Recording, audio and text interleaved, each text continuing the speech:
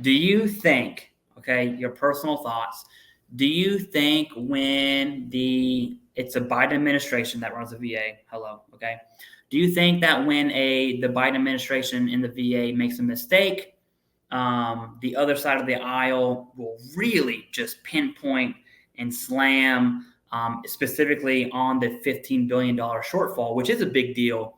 Do you think it's blown out of proportion just because the other side of the aisle has a chance to take a shot at the Biden administration? Vice versa. Okay, we see that happening with Project 2025, and so it's not aligned with Trump, but people think it is, and so we see that side of the aisle, specifically on veterans benefits, take shots and blow things out of proportion. What are your? I know that's a difficult. I don't even know how I would answer it. I'm glad I'm asking the question. How would you? I mean, what are your thoughts on that? So of course, first of all, but if it was a 15 million with an M, nobody'd be talking about it. It would be like, okay, well, we'll sweep this, we'll sweep that, we'll figure it out, right? And that's it. It's because it's 15 billion. That's huge. It is a huge, huge shortfall. This is not minuscule in any way. So to compound it, the problem is that the VA is so late to the table. Now, look, it doesn't matter what administration's in place. Sure, it's part of the cabinet. Sure, it's part of that administration, right? But at this level, come on, you are hiring or appointing the most competent people, so you don't have to look at it, right? I mean, so I don't really care about the president, okay? It's the VA. That's what I care about. And I mean, politically, they're going to take it there. This is the wrong person, and really they should not be there. I mean, you get so many tries before it's like, look, it's the leadership team.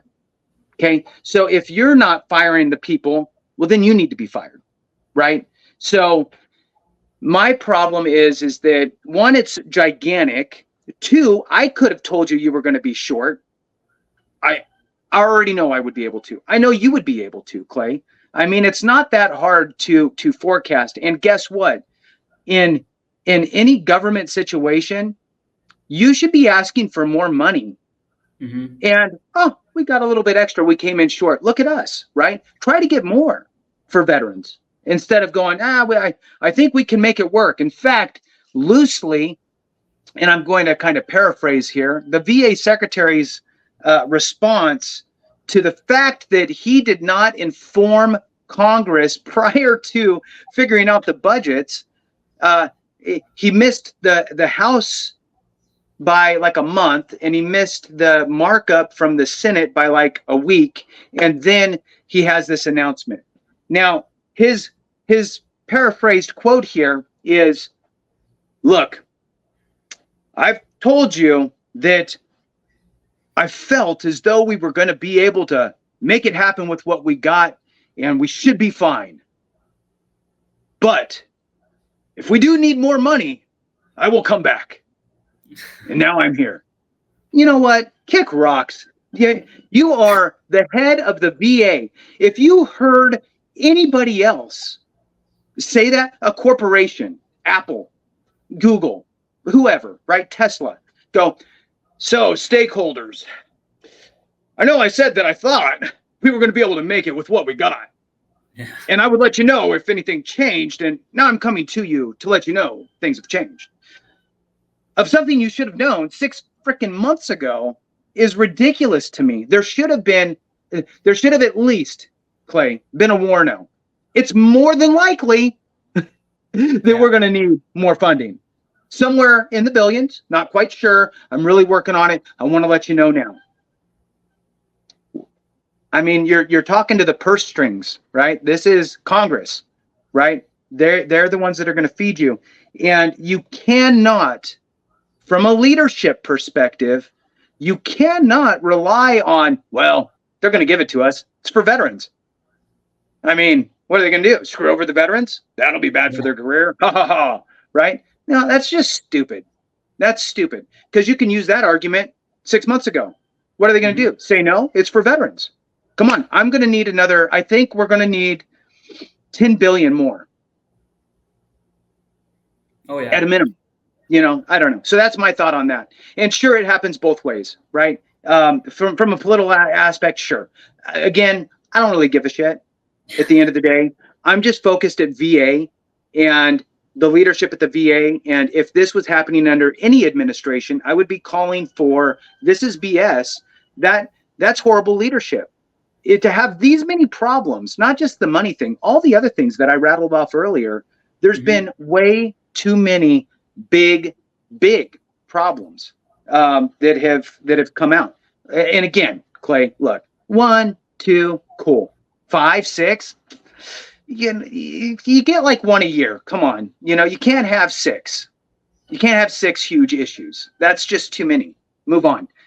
So anyway, back to you. Yeah, He's your buddy. One of my yeah, we're friends. One of my biggest concerns is, and people get really mad at this whenever they see the thumbnail and the title say VA benefits are at risk, but that is true. Like there's no other way to say it.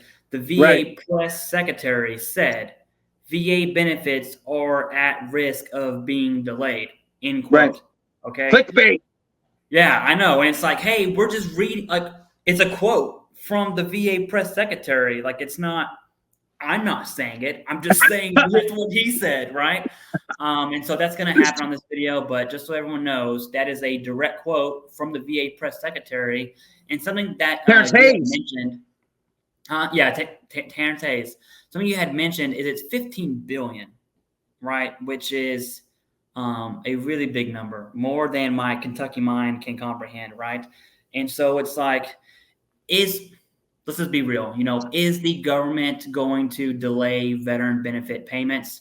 I think that's political suicide. Personally, I don't see that happening ever. The money's going to come from somewhere, but it really gets down to what you said, Jason, is that it's a huge mistake when it comes to budget and finance. Quick fact, my wife does finance for a government company, and she has spreadsheets for days, and she can get a budget super fast because Excel does all the work, like it's a formula. And so clearly people, simply put, just didn't do their job, right? It's like the VSR is telling the VFW, nah. That's pretty much what happened here. The budget and finance was just like, here's the budget, but really they didn't do the analysis piece. I'd like to totally transition to a topic that we did not cover last week for those that really are interested in 100% going from 100% combined